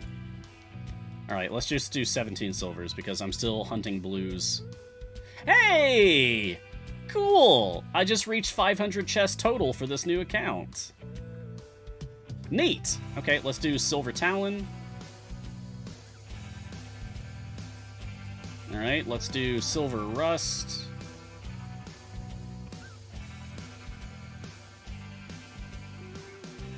Okay. Now let's just do, like, let's do Morgaine. Gold Morgaine chest. Nice! I got an epic! I have very few epics on this account, so that's very exciting. Yeah, 5 pieces of epic gear. I have 5 total pieces of epic gear on this account. So, cool. Very early epic for Morgaine. Love that. Okay, let's do a gold Talon chest. Boom. Okay, I'll get a blue. Alright, let's do a gold Rust chest, and I'll do the last gold Talon. Alright, there's a blue Stylish Bandolier. Ultimate attack damage? Ugh. Okay, and gold Talon chest, come on. Alright, yeah, I'll take a blue. Cooldown on Talon's ultimate. Oh, not particularly exciting. Alright, so how are they looking now? Talon's blue, green, green, green, blue, blue. Morgaine, blue, purple, green, blue, green, green. And Rust, green, blue, green, blue, blue, green. Alright. So Morgaine is definitely the clear winner out of my midwinter team so far. But who knows? There are still variants to play. I still need to clear Careful Positioning for Morgaine, Once Upon a Gazer for Talon, and Deadwinter Dodge for Talon, Deadwinter Drama for Rust, and Heads or Tails for Rust. Yeah. I would like to do them on stream. So that'll probably be tomorrow morning, Thursday morning, maybe Wednesday afternoon as well. And then there's, of course, going to be like Monday morning and Tuesday morning. No, well, Monday morning. Not Tuesday morning. Because the event will be over, but then. Yeah, the event has 6 days, 3 hours, 29 minutes left in it. So don't miss out. If you're just getting started, you still have time. But work fast. Work hard. Coolbond question, what would be the worst restriction a patron could have in your opinion? Personally, Strahd has a really bad one considering the extreme lack of 13 plus diligence chance, but I'm sure there's one that's even worse. Well, that's a difficult question to approach, because I could just see something ridiculous like, oh, a champion must have all 20s for their ability scores. Just every ability score must be 20 in order for them to qualify, because then no one qualifies. Or champions must have at least 6 classes, because then only nerds qualifies. I can say something ridiculous like that. So it's a fun question, but it's also a difficult one, because it's like, where do we draw the line? We're trying to find a sweet spot between something that is actually approachable, but also something that is entirely unapproachable. How do we even begin to define that?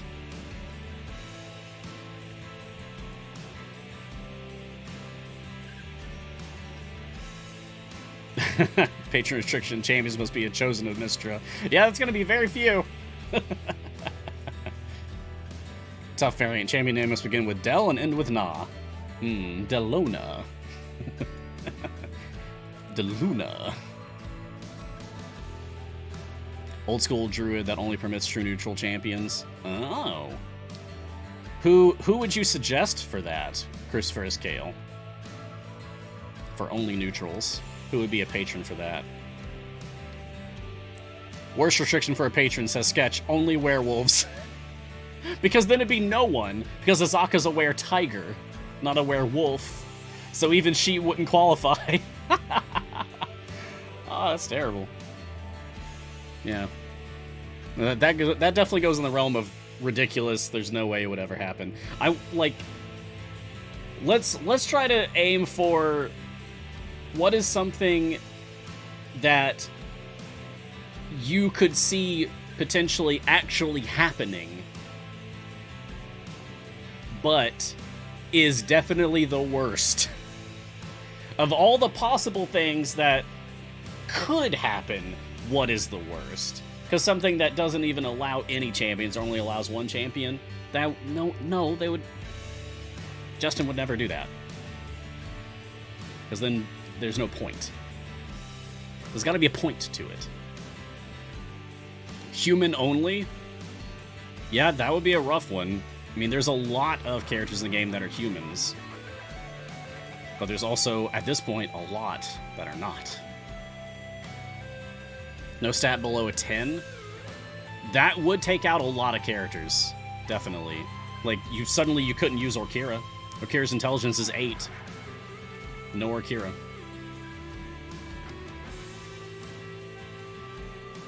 Champion must be good at singing or dancing. It's gotta be something, like, quantifiable in the game, right? Must be a Hero's Baldur's Gate, alternatively Hero of the Plains. I would take that as, like, must have an affiliation. I could see that being something that they actually did. Yeah, Star Chaser just said the same thing, only champions with affiliation. Or champions with no affiliation, says Garwar. Yeah, either of those would be good. Must be healers. Nah, I don't like that one. That feels like one of those that'd be too ridiculous that it wouldn't happen. Bards only. Yeah, another one that I don't think it would happen. I can see the affiliation or no affiliation one actually happening. Wisdom 13 plus would be a nasty restriction, says Trontonian. Yep, I agree. For whatever reason, a lot of characters that make it into Idle Champions just don't have a good wisdom score. Only champions with skins? Since it seems to be that, like, only the popularly used champions really get skins, I mean, there are exceptions, of course, but I feel like that actually wouldn't be so bad. I would take that one. Let's do tight formation.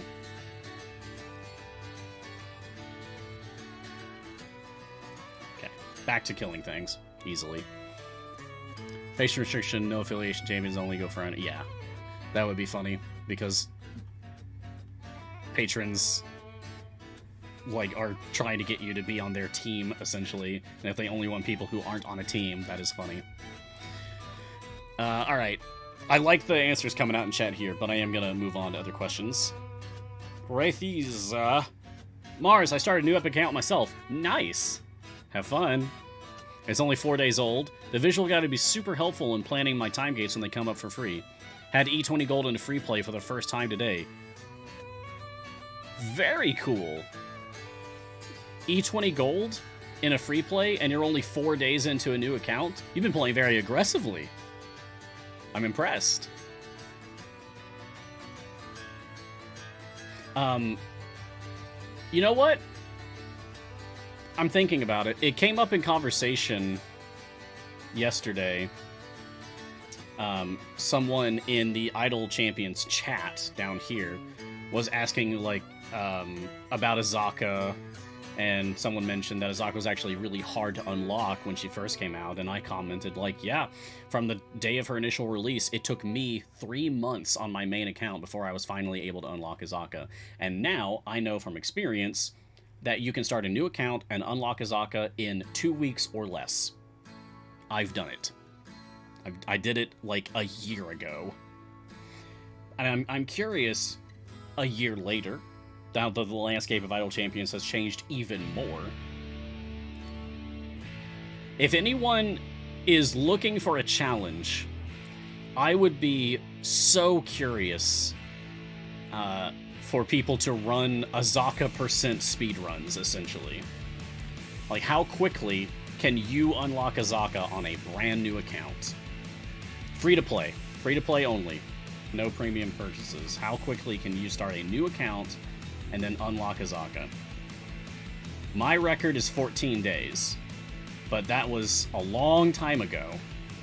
I'm absolutely sure people could do better than that. I feel certain that I could do better than that if I really put myself to it.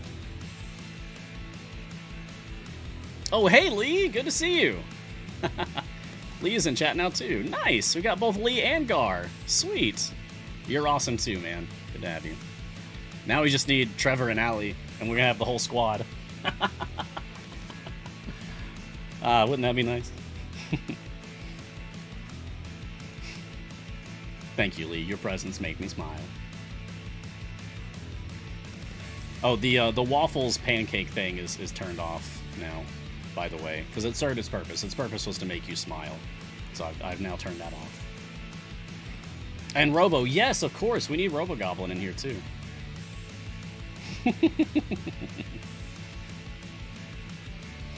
Legitimate death. What about a restriction that completely randomized the champion usable in the slot? Yes. I just, like, hit my desk accidentally. I was so excited. I've talked about if I were to design a patron, that's what I want. I want, like, each week when, like, patron challenges reset and all that stuff, I want, like, each week to have randomized champions available for that patron. How fun would that be? And it's maybe it's different for everyone.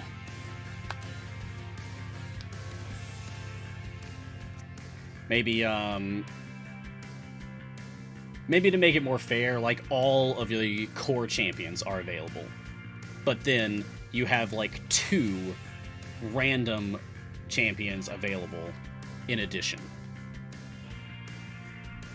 so that you basically have 3 in each slot to work with. Good luck.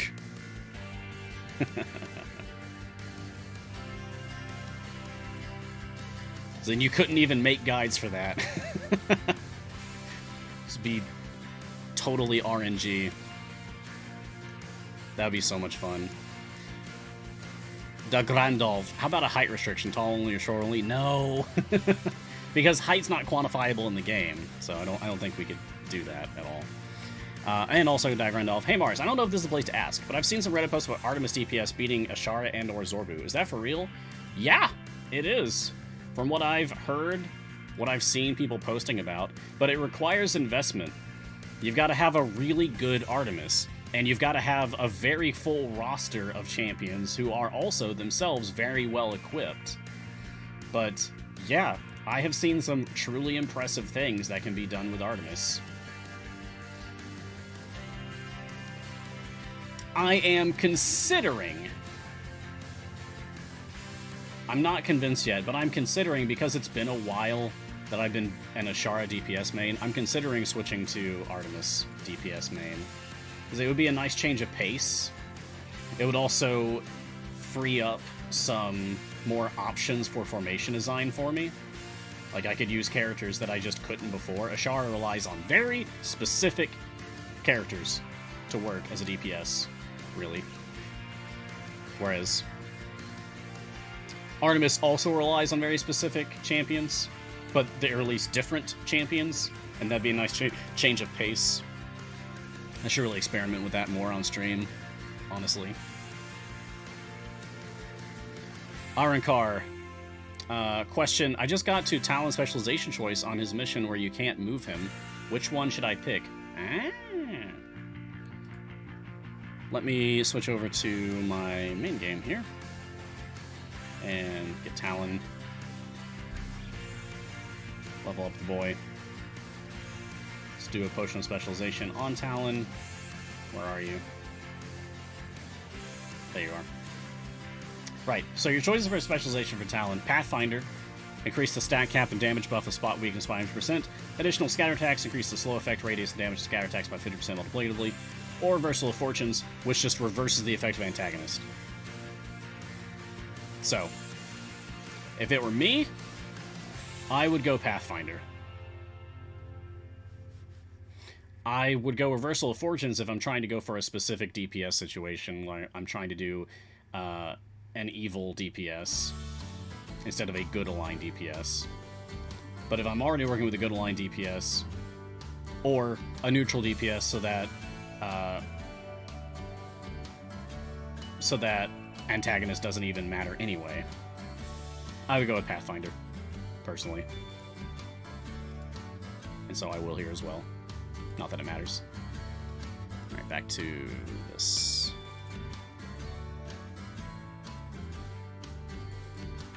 Oh, the name of that variant is Dead Winter Dodge? Let me see if there's special rules that apply to this one. Here we go. Talon starts in the formation, can be moved or removed, only changes dex to 14 or higher, and intelligence 12 or higher can be used. Yeah, I'd just go with the left spec. If it was something like, only enemies that have been affected by scatter attacks can be damaged, I would take the middle spec then. Adventure 55, where is Azaka unlocked at? Ah! Azaka is unlocked in the Tomb of Annihilation campaign. When you're about halfway through the campaign, there's going to be... actually, I can show this better on my main account. There's going to be a camp about halfway through the Tomb of Annihilation campaign. Over here on the Chult map. It's down here. This one, close to the Peaks of Flame. It's all the way down here. You've got to clear Tomb of the Nine Gods. You've got to clear Zaka's Procession Part 1 as a variant of the Grand Puzzle. And the Zaka's Procession Part 1 also requires that you've completed 30 Tomb of Annihilation Adventures or variants. So you got to do some legwork on clearing variants as well, just so that you're allowed to play this one. But once you're allowed to play Grand Puzzle and Zaka's Procession Part 1, you clear that. And you beat Tomb of the Nine Gods base adventure. Then you can play Zaka's Procession Part 2. And once you clear that, you will have actually unlocked Azaka. Good luck. So basically, it would be... you just start a new account and run through Tomb of Annihilation as fast as possible to get Azaka. Cool Bond, question. Do you think it's viable to add a system that makes it possible to do fresh challenges and rewards? It rewards you depending on how fast you are. Like, get Azaka in 4 weeks' time and get a global E4% gold find. I don't like that. And that's, as someone who likes challenges and likes speed runs, I don't like that as a system, because I feel like a lot of players would feel punished by a system like that. Like maybe people who just cannot play the game as often, or people who struggle with playing the game, like for accessibility issues. I feel like there's a subset of players who would feel punished by introducing a game system like that rewards you for doing things faster. Also, it might make people feel like that they're just missing out, especially if it was like a permanent increase. If it was a temporary thing, then maybe. But if it's like a permanent, like you get a forever bonus to your gold find because you did this thing really quickly, then I feel like that would upset a lot of people. Merrick, question. My least favorite patient challenge is, and I knew what this was before I finished reading the sentence, complete 1,000 areas without support champions in formation. Yup. Is there any reasonably easy way to do that other than just free play resets with only click damage?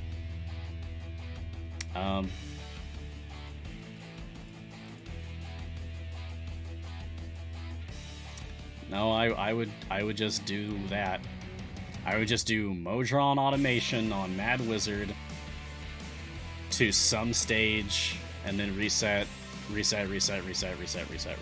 know, you can reset on very low stages for that matter. Oh, hi, Devourer. Stun! Boom. Bye, Devourer. So if you really don't want to, like, wait around forever... Oh no, I actually did want... I want my main game. Yeah, here we go. What is the lowest that you can reset? Not 1, not 2. Is it 5? Is it 15? Can you go lower than that? 14? Okay, well you can do 15 at least, and then just reset from there. But I mean, if you're gonna do Mad Wizard, I'd at least go to 30 then. And just reset until you're done. Just leave it running for a couple of hours or something. TG Nubis, question, will Talon's 50% evil debuff ever be reflected properly in the DPS meters? Who knows? Maybe. Kagetora TS, who does Azaka replace? Archon. Whoever's in slot 12 for you. For me, that's Archon or Zorbu. Other characters in that slot include Neris, Melf, Penelope, Celise. So Azaka is in slot 12. Wow, that puts us at 68 questions. Got any more? I don't know why. I guess I'm just really feeling it today. Bring it. Resent. Thanks, Captions.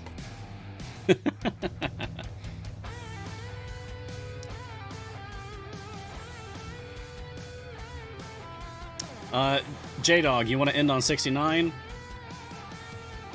Nice. Now I've answered a very nice number of questions. That counts? Cool. And yes, Bunny Beast. That is a nice number of questions. Riffraff, question, did you ever make your E200 gold find? No. I have set a very slight new personal best. So if you missed the beginning of the show, I talked about that I did do Gold Devourer variant up to like 1083. And then I walled hard. Even Orkira stacking, Baloth stacking, making sure I had all the correct feats. Felt like I was doing everything in my power. But I can't use Averin, I can't use Warden, so it feels like 1083 was like a hard wall for me without resorting to the click debuff, right? Because that invalidates any difficulty I might ever have, so I'm not even interested in it. So it feels like 1083 was the furthest I can go. So I fell back to 1080, and Azaka farmed on there. My result was like a 52% favor gain that I would get if I reset it, which I haven't done yet. But it is like 100 stages earlier than the furthest I could reach if I had Averin and Warden for swapping. So, I feel like there is potential here to really get some incredible gold find potential on Gold Devourer, because I'm already getting a net positive favor gain 100 stages earlier than I should. Because working with E55 favor, I have E77 gold find over there. If I were to switch back to that and set up my gold find formation again, it'd be like E77. Incredible. But I'm not really going to see a lot of amazing returns unless I actually do get like further than the 1080 that I walled at. So that's rough. That being said, my progress has increased by 2 orders of magnitude here. My highest gold is now E181 instead of E179. So, it's something. It could be a lot better, though. So I'm not satisfied with the result, but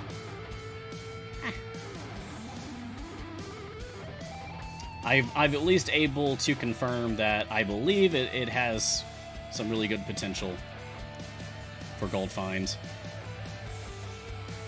for favor gain. Del Shift B question: how do I get past Area 3 and split the party 2? Carefully, deliberately. Area 3? I mean, Gar has a guide for that. Drank, I know the drill. Gar has a guide for split the parties.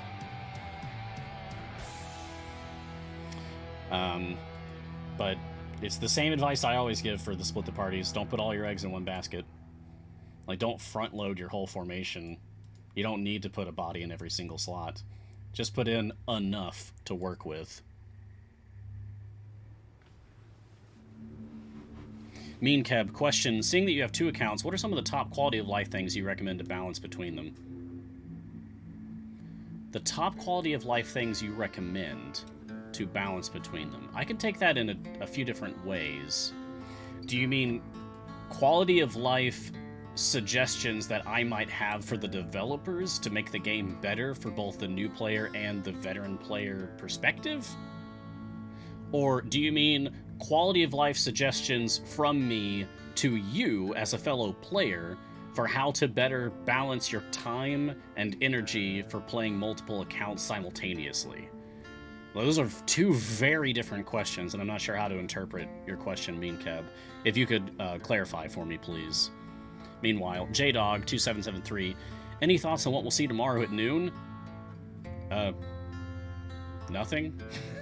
The continuation of the Midwinter event Year 5. It's the second week of an event. The second week of an event does not get new content dropped. So, I will have a show, and it'll be a lot like this, except blue. We'll still be doing everything that we're currently doing. Kagetora TS, I need 500 more item levels to unlock my first patron. What should I do first when that happens? Well, the first thing you should do is check out what the patron offers you, as far as perks, as far as the patron shop items go. And then you should make a plan of action. Do some research about which patron variants you want to play, which patron variants you want to prioritize so that you can make comfortable gains for influence and currency.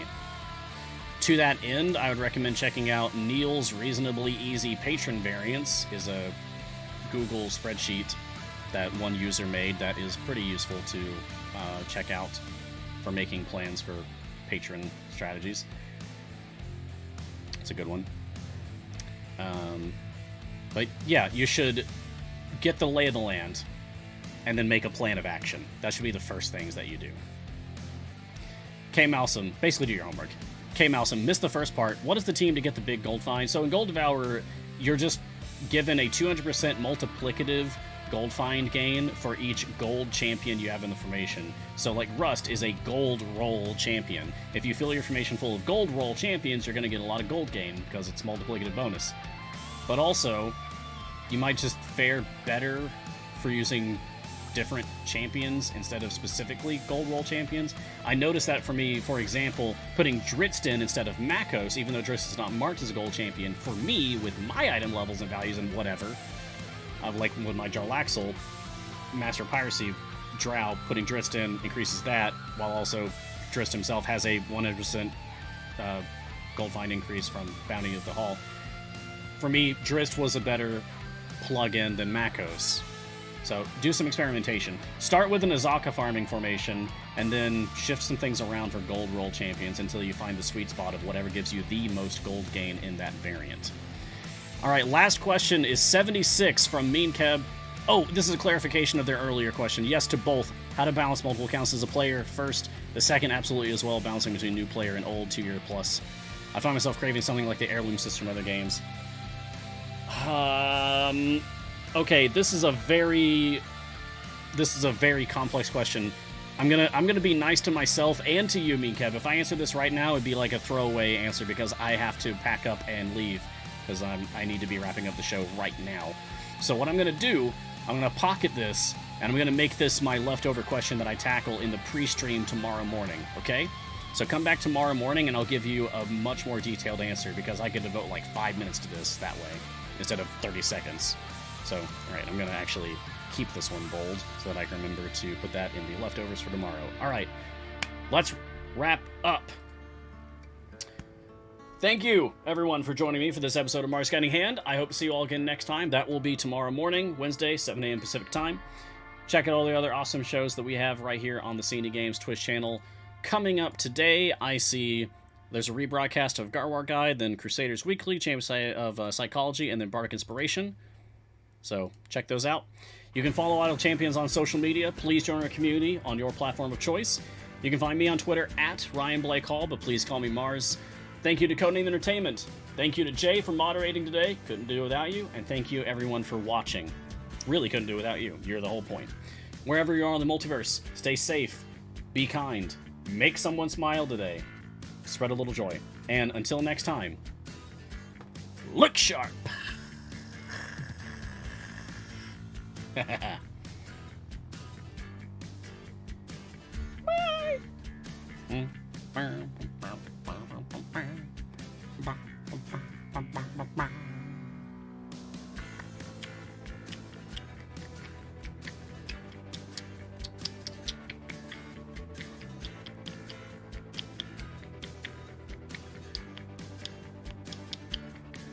Aw, it's so cool he leaves his mic live. Thank you.